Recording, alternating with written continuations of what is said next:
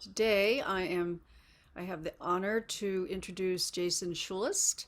From what I can tell, he's one of these amazing people, sort of like a Renaissance man. He integrates both sides of the brain. Certainly, his background is very left brain. He has a Bachelor of Science degree in electrical engineering from Marquette University and two master's degrees in electrical engineering and management from MIT. So that's how he started out. But he's mainly worked his way through all kinds of industries, construction, automotive, utility, paper industries. He currently works one of his jobs. He actually has two jobs, so he's also got a lot of energy.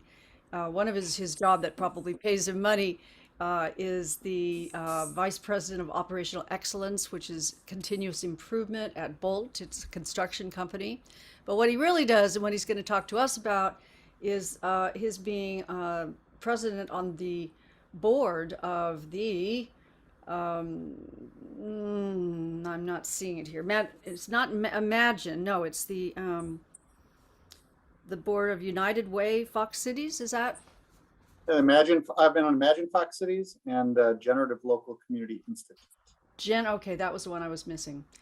So so really what we're going to learn from him is how he has utilized dialogue mostly throughout his entire career. He studied with Bill Isaacs way back in 1997 and has incorporated dialogue in many of his career positions, and now he uses it concurrently in a not-for-profit way in developing communities.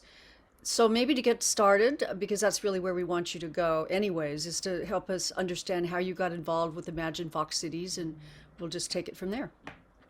Yeah, so well, first of all, great to see Kate because Kate was in that class with me, and so we were in a small cohort as part of that. So that was a great sense of where a lot of my learning, turning from an electrical engineer into a recovering engineer, and into dialogue. So the Imagine Fox Cities is a shared visioning project for the community.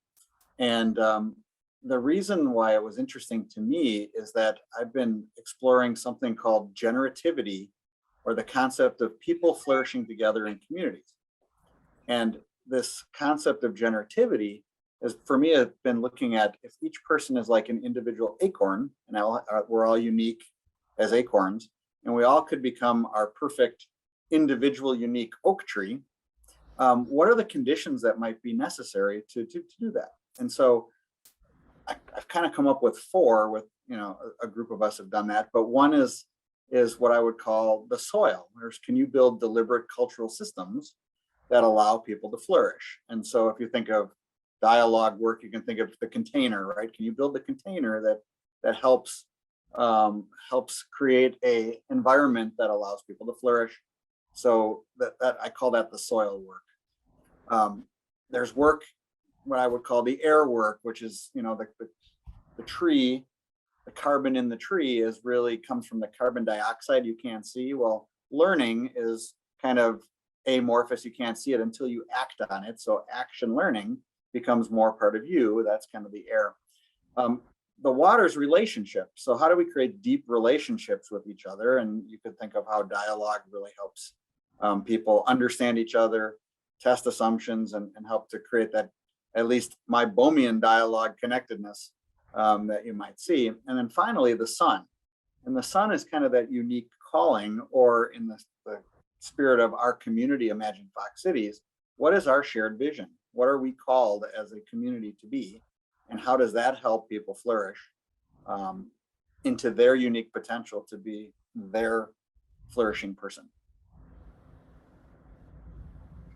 I have a nice little model you can see on a website if you ever want to look at it. Do you want to flash up the model for a minute, Jason, just so people can see it? It is quite a nice little model.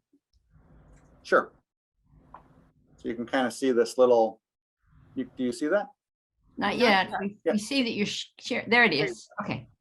So it kind of this little acorn turns into one's oak tree, and we have these conditions we can control and a shared unique calling, but that calling that drives us together to help us to flourish. So a lot of the work that we're doing in Imagine Fox Cities really relates to flourishing.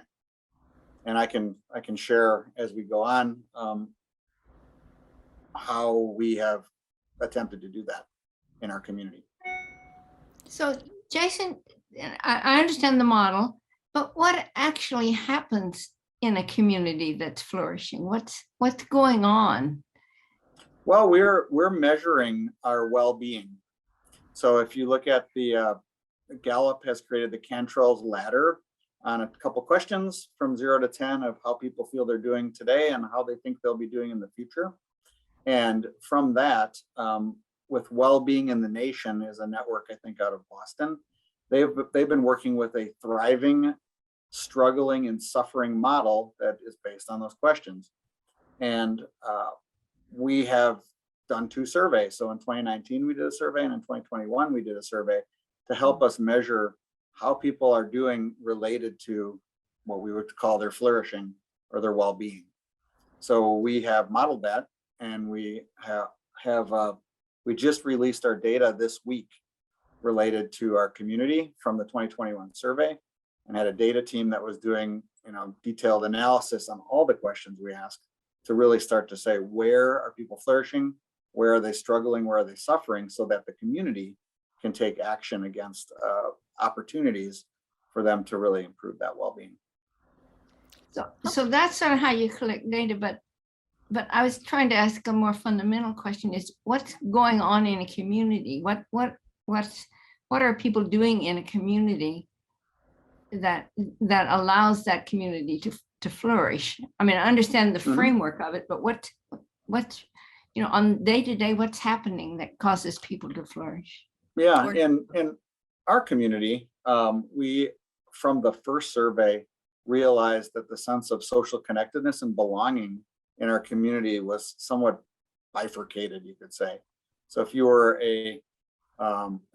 a white, straight family in our community, you were probably in the situation where you felt like you belonged and so on. And the general cast of that community, the community feeling was that was the case for everyone, until you started to dig into the data and found out that if you're not white and even male and straight, that you might be struggling in different ways and so on and so forth. So we create a belonging committee that really is cross-functional, from our foundations to nonprofits to business, that is working to create what I would call experiments or knowledgeable tests in the community to see whether we can move our belonging and our connectedness together. So one example coming up is that we're doing a community art project around belonging, where we're using murals and sculpture across these 19 communities that are part of the Fox Cities to help people connect to each other. Murals and sculpture. Can you say a little bit more about that? Like, how would that work? Yeah, so it's actually a call. It's funded, and so it's a call for artists to work with the community to help create examples of the way that we belong together as a community through art. And that art will be shared throughout our community through the summer. And then at the end of August, we actually have a week summit that we're working at the moment. We're trying to get Vivek Murthy to come, or to be part of, as part of his togetherness work as a Surgeon General, to help facilitate the process of continuing to help us improve our overall well-being. So it sounds like you started with a data approach, and then that led to identifying where some of the problems were that you could actually help. Am I getting that right? Yeah, and that data approach is quite interesting, because what we did is in 2019, we had over 80 community conversations. And just to give you a context, we're about 250,000 people over 19 communities in the Fox Cities, which is Appleton, Wisconsin, close to the Green Bay Packers, for those that might not know the area. And so we created 80 different conversations with, I think it was about 300 or more people who came in, and we talked to them kind of through through a facilitated dialogue like session that said, what do you like about the community? What don't you like? What are you seeing as strengths? What are you not? There were two people in each one of those conversations, one that facilitated and one that scribed. We used all of the scribing information to help us then go take all that information plus 3,000 surveys that had some qualitative information. We took them all and stuck them on sticky notes in the library. And so I spent about 20 hours a week for 6 months in the library with a team of 14 citizens, which were from younger to, I think from like 30 to 70 years old, in a room where we could start to make sense and meaning of this work.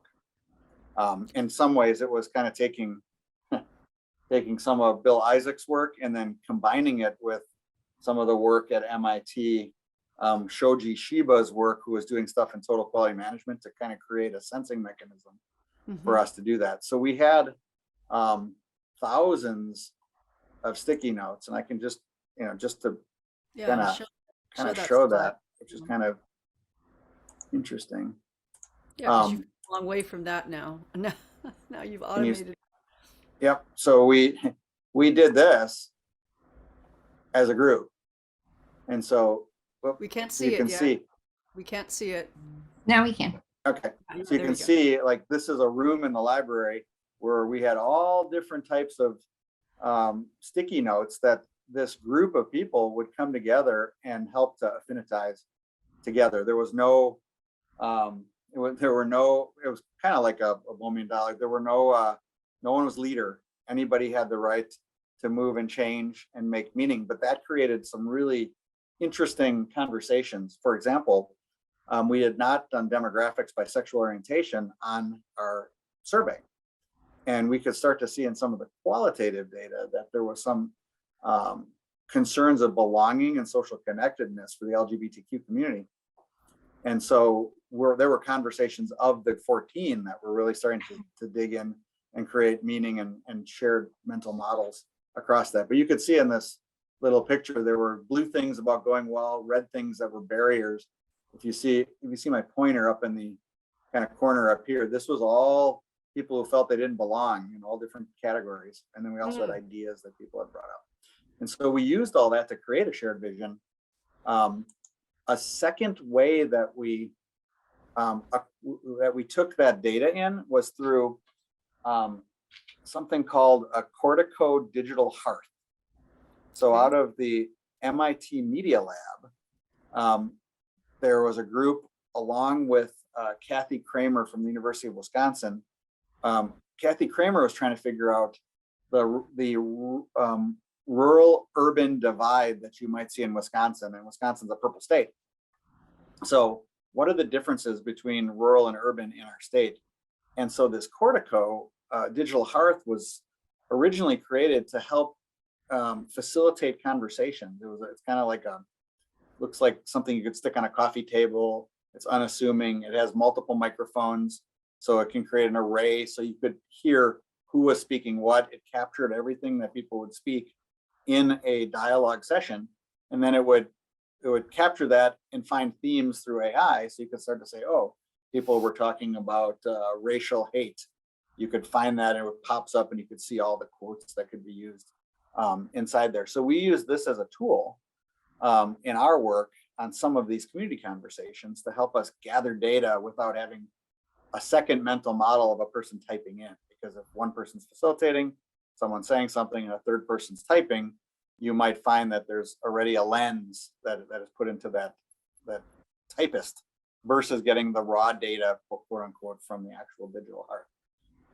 So you makes me think, Sandra, of an electronic mind map in a way that he's doing. But Jason, I keep hearing you're collecting data, you're having these meetings, gives you more data, you're learning what the data means. But then how do you help use the data to help people flourish? That's the question I'm trying to ask you. What happens then in the community that causes it to begin to flourish? Right. So in the Imagine Fox Cities model has been to help agnostically hold up what people are saying and help people understand where the issues are in the community. So with that, there's a connection to government, foundations. So for example, on Wednesday, we talked to all the government about the data, where some of the strengths and weaknesses are. It was very interesting that if you use, there's a vital conditions framework that has been put together to help improve well-being. And so there's like 7 vital conditions. When we looked at those vital conditions, we found that people who talked about what they liked most about our community and the people that talked about what the greatest barriers were in the community were along the same vital conditions. So belonging, people who felt really good, felt that belonging was a strength in our community. And then people who felt like things weren't going well, we're talking about belonging in the community. So what that's done is, since we also keep this demographic information by city and by township, we can help various towns think through what's working and what's not working in their community so they can take action as a government. From our foundation's perspective, they're looking at the belonging data, they're looking at certain demographics that are struggling and using that information to help provide programs that can improve the well-being of people in the community. So we saw that with our belonging group, who went out and created a set of, the living room conversation type of work that's going on. We created a set of toolkits for our community about belonging, about race, about bridging, and use those toolkits in the community so more people could have conversations and raise up some of the issues. Obviously, George Floyd and COVID were 2 things that have happened between 2019 and 2021 that really brought our community into thinking about those issues and looking at how to apply it. We created an anti-racism belonging and community summit where we had about 500 people attend virtually to allow people to start talking through what were some of the issues around racism, anti-racism in our community to help us flourish more. So were these people that you brought in virtually, were they some of the same people that you went to for answers? In other words, they were the same people that you surveyed so that they had some closure on what the data was telling you? Or were they different? Yeah, we held a summit we held a summit in 2019 that allowed us to the summit in 2019 created closure around, this is the feedback we heard and this is the vision. So we created a vision with 4 pillars where everybody belongs, where there's a great start for children, where every person can have a living wage, and where our mental health is strong and vibrant. So we had definitely learned from the first set of data, and that helped us create this vision. That vision then also put this anti-racism belonging and community summit, which the belonging committee helped to create. So it was some of the same people, but we're talking about people from all over the community that were invited to that event. Sounds amazing. That helped create some closure also, I think, on things like George Floyd.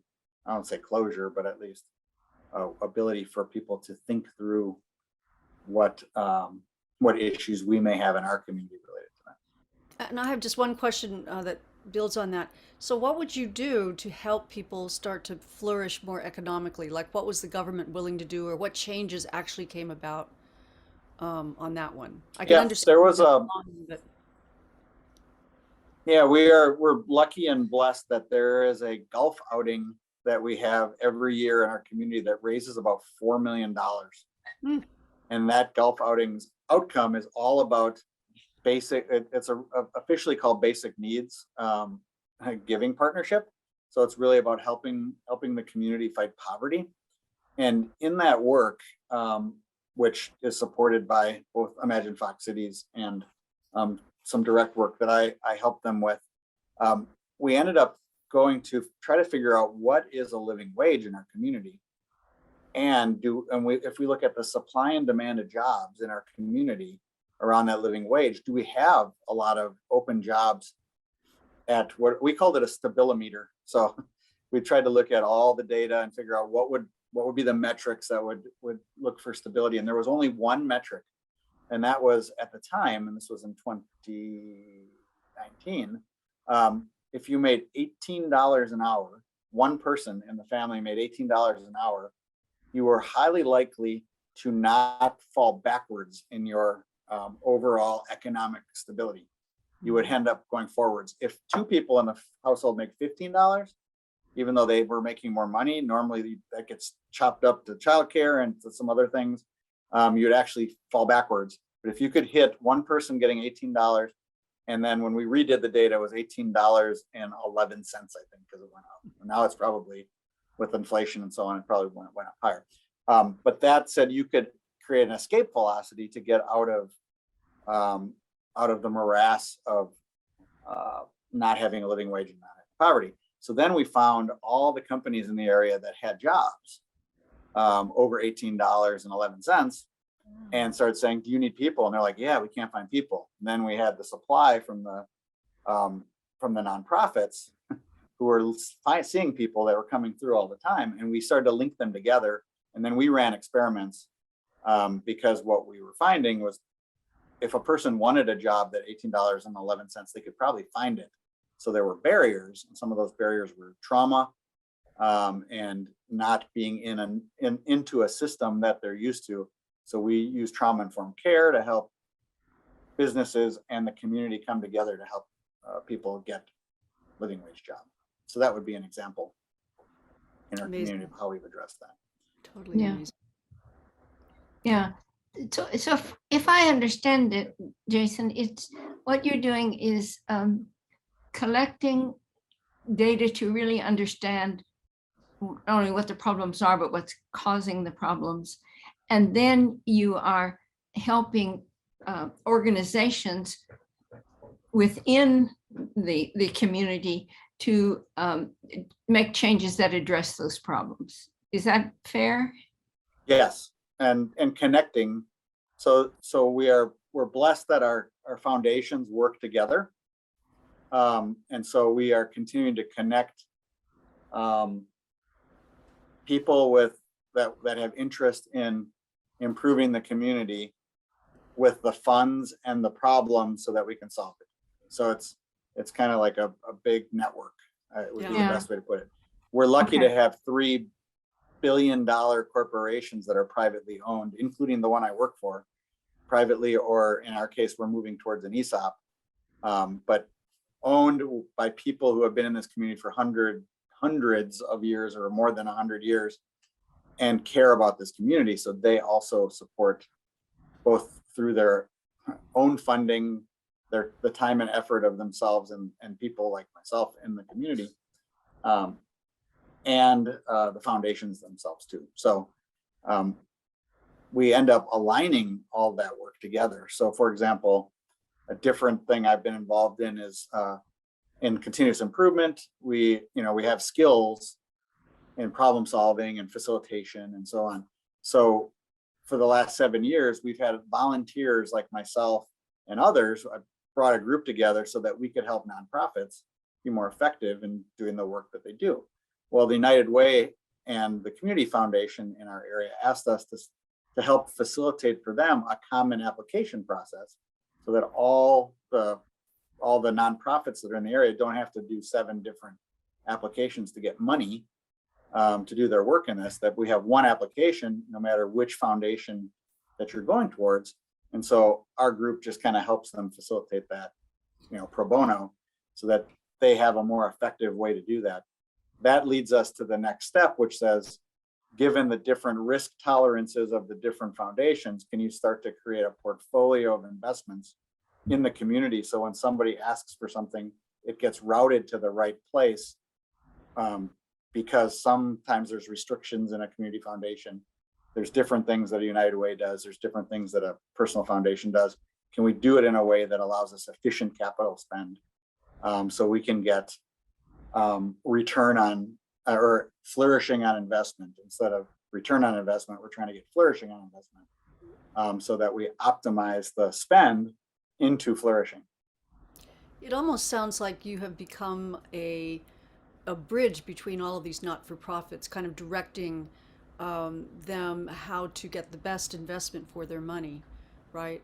So you're almost or the foundations, probably, if you think the foundations are like the CFOs of the community, And then each department is like a nonprofit. It's helping nonprofits be more effective, but then also helping the foundations think about how they spend this strategically.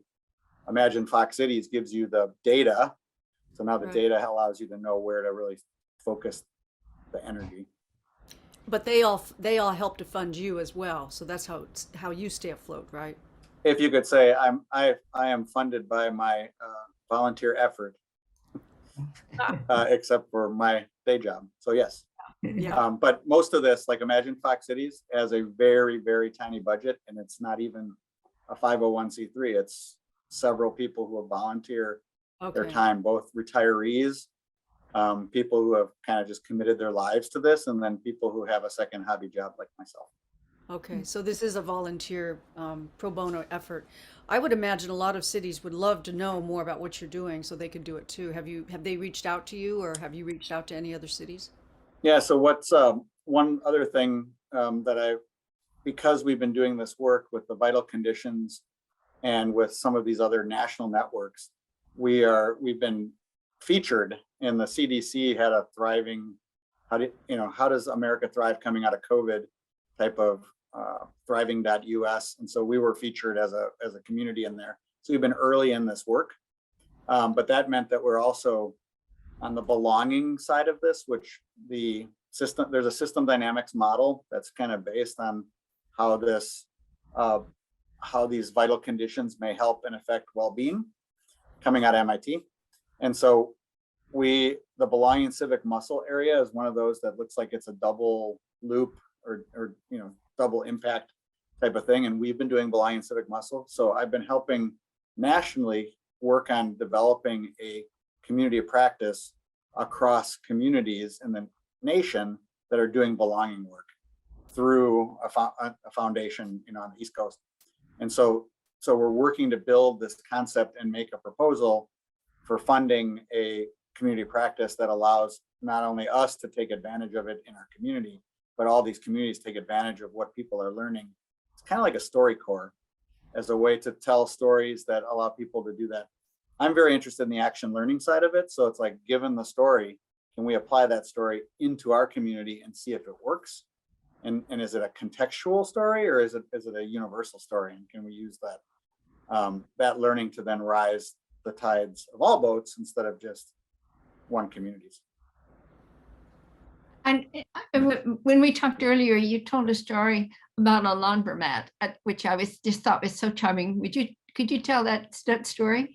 Yes. So in the concept of thinking about generative local community, we're starting to say, well, what does generative local community mean? Here we go. What does generative local community mean, and what is the minimum requirements necessary to create a generative local community? I'm just going to share this really quick, just so you can see that we're building a model. So if you can see that, yeah, we're building a model. What does that look like? Hard to see, but it looks And impressive. if you dig in, the idea is to create a generative local community that people can flourish in. You need to have a generative local business network. And so the idea is there's a mix of businesses that are created, but the purpose of the business is not merely to cash flow positive. The purpose of the business is what I talked about before, flourishing on investment. So if I can make positive cash flow in a market, how can I convert that into flourishing? Because what normally happens is we convert into more money, and more money gets accumulated, and it doesn't allow people to flourish. And we see those types of things in the way our mental health is reducing over time, our social connectedness, our spiritual health, and so on and so forth. So the idea is there's this network of businesses. And so the concept of a generative laundry is to intentionally create social capital. When I'm at a laundry, I have an hour of time to sit there while my laundry is done. So the person who runs the laundry is really there to help people connect with their dreams and connect with each other in the community to create a sense of belonging through a laundromat. At the same time, the laundromat it cash flows, so it allows you to do that. But then at night, you take that laundromat and convert it into an industrial laundry so that you bring more capital into the community. And so there's a laundromat alone does not drive thriving, generativity, and flourishing, but a network of businesses that can really work with each other to create that space does that. So in Milwaukee, really close to where the riots occurred about, I think it was like 7 years ago, on Sherman Boulevard in Fond du Lac, there is something called Park Lawn Village, which is a prototype where there is a laundry, there's an incubator kitchen, there's a grocery, there's a yoga center, all on that one kind of corner to kind of start creating these linked networks and to test how we can improve flourishing, you know, in the center of the city, actually about 2 miles from where I grew up right up the road from where I grew up and where my brother went to Montessori school. So that same neighborhood, it's for me, coming back to it it's kind of an interesting thing. So we've been working that to learn from that, so that we can really apply more of a social venture capital approach to creating this network of businesses that allow us to kind of create a flourishing on investment approach. I really like how you've combined your genius in data analysis together with these big heart ways of improving, you know, your community. That's very rare. I mean, to take the sort of the data approach and then to see how you can tie it all together and make sense of it financially.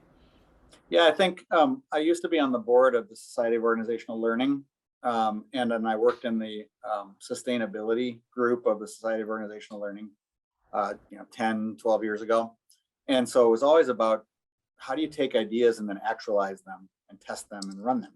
Right. And so that's kind of the space that I tried to work in, is can you use dialogue and use the tools of dialogue to help create a space that then allows us to take action. And so that's part of the part of where I've been at least trying to work and learn.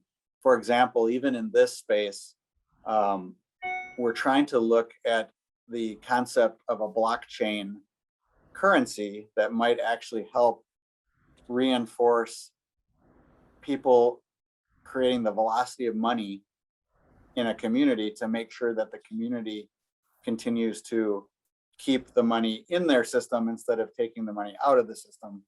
And so we're starting to look at, can we build the right incentive structures into a crypto kind of blockchain currency that reinforces the use of local money, kind Interesting. of like So a complementary currency. yeah, like rather than a complementary currency, using Yeah, it's kind of like a blockchain. complementary currency, Yeah. but with the point of really trying to drive keeping the movement local, which then allows everybody to have more jobs in the local area versus outsourcing it. Love it. Someone asked about that chart you just showed around the community flourishing. If you could put a link to that in the chat, because that we could see only really small parts of it, and it seemed such an important issue. Yeah, I can get a PDF Okay. of that, so I can work on making sure there's a PDF of it. It's a work in progress. We're actually taking it to level 2, and we're using a design thinking approach to do this. So we're really trying to take it to the next level, because we want to get to the point where we can say, this is how many, if we want to invest in this as a social investment, this is how much we need. And then we are already looking at where are places that this can be tested. And I assume the data that you're collecting is helpful in terms of getting funding. Is that right? Yes.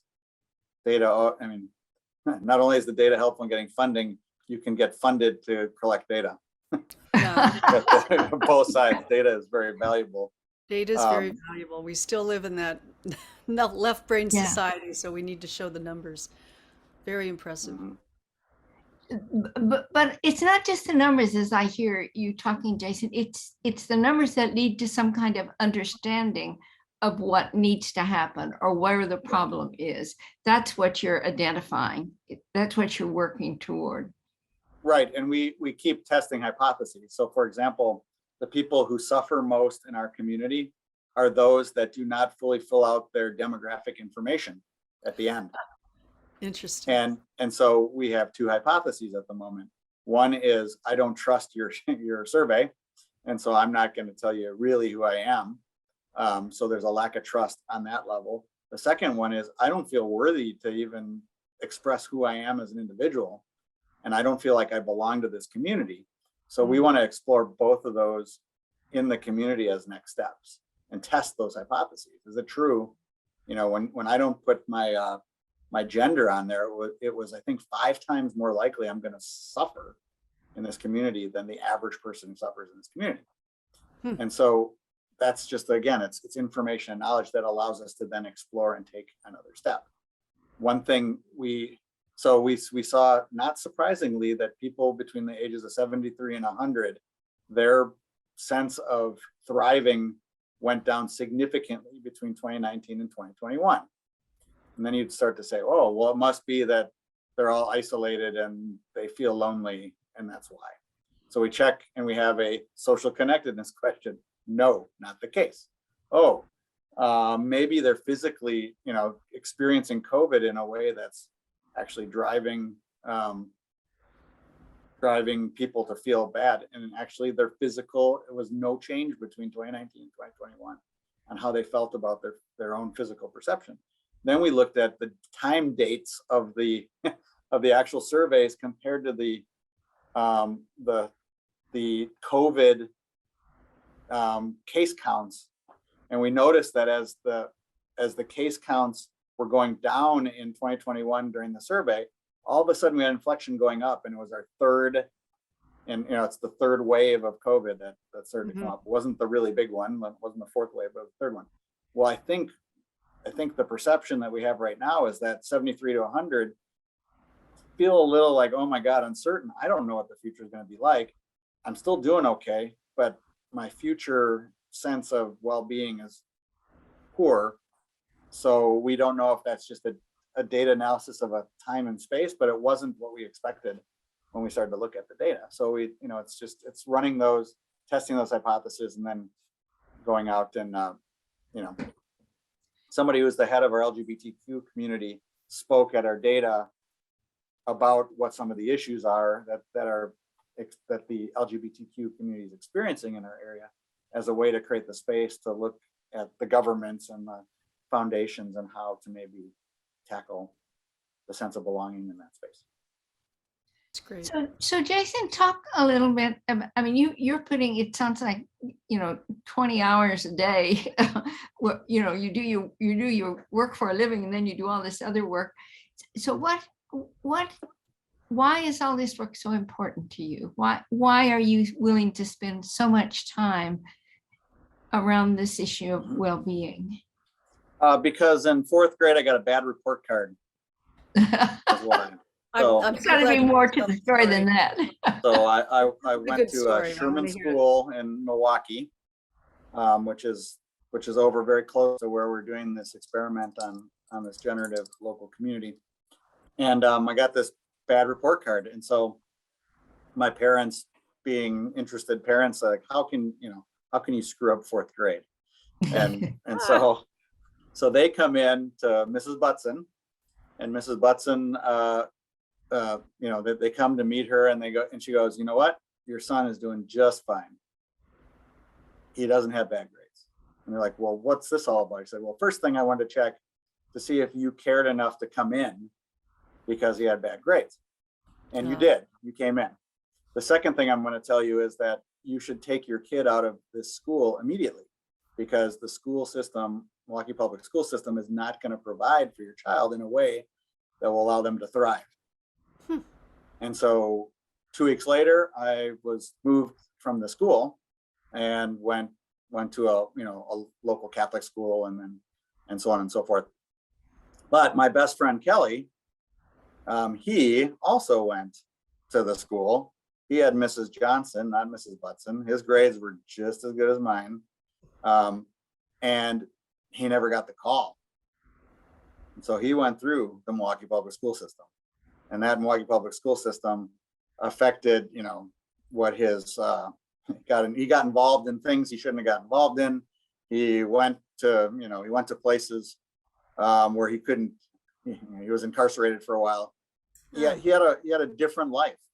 And we were white in this community. If we were not white, I think our chance of even having this chance to thrive is even smaller. But there are tons and tons and tons of people in this world and in this nation, in this state, in this community that just don't get the chance to thrive and flourish.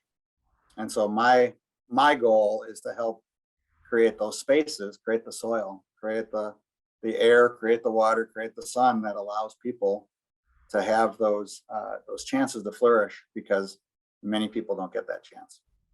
And I got lucky because I don't even have good grit. You look at all the little things, my grit's not that high compared to others.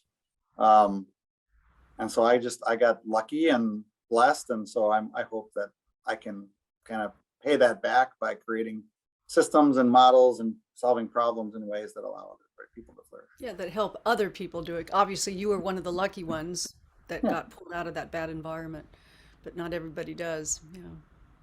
Exactly. Your story makes me think so much of the story that Harold Clark, who is the head of the correction system in Virginia, tells about his own realization of, he talks about being, I think it was in Oregon, where 60% of the population that are incarcerated are Black, and he is Black.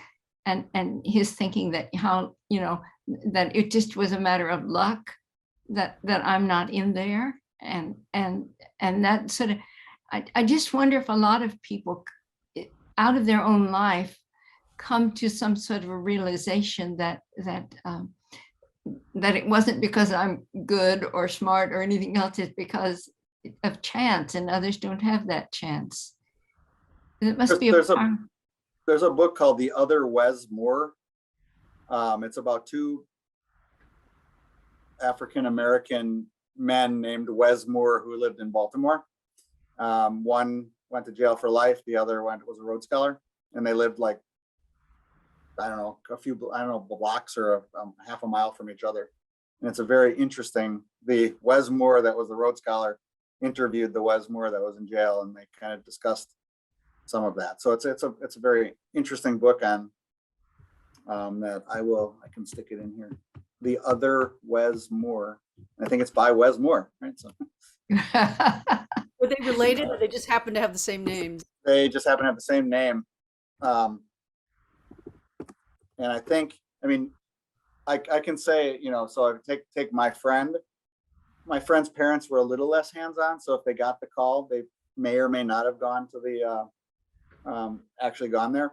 So family does make a difference in that type of culture and so on and so forth. But, I think, again, privilege it also makes the probability go way, way up. But when you start looking at all of the structural soil and systems that, drive othering, drive discrimination, and they're just built into the systems that are there. Those are the systems we have to tear down and rebuild. Yeah. You sound like you really have a good handle of that. Well, are we about to go into breakout groups? We are at that point.